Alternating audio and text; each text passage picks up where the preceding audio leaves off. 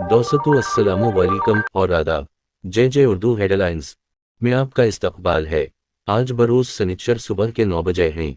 पेश खिदमत है उर्दू अखबारात की झलकियाँ। पेशकश व तरतीब जावेद जमालुद्दीन।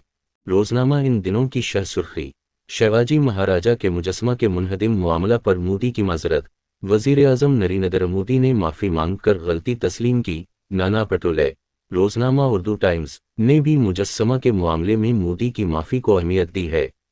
वक्फ तरमीमी बल जवाइनट पार्लियामेंट्री कमेटी की दूसरी मीटिंग खत्म। चराग के बाद नीतीश कुमार भी ज़ात पर मबनी मर्दमशुमारी में इंडिया महाज के साथ।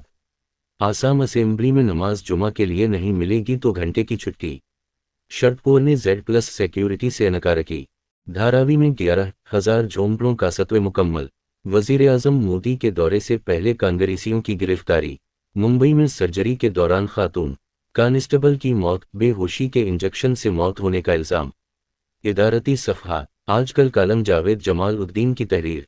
मुजस्समा इंहिदाम पर सियासत न करने की शिंदे की दरख्वास्त, लेकिन नीतीश राणे को छूट। खास मजमून फारूक अंसारी अदारिया का उन्वान, हवाएं करेंगी रोशनी का फैसला। रोजनामा जंग श्रीनगर की हेडलाइंस। पहले मरहले में 25 उम्मीदवारों ने मैदान छोड़ दिया। कौम की तामीर के लिए किरदार साजी बहुत ज़रूरी। ज़ियारत मज़ार मजदद अलिफ सानी शेख अहमद सरहिंदी। हवा की बेटी आज भी जुल्म व तशद्दुद का शिकार है, आखिर क्यों?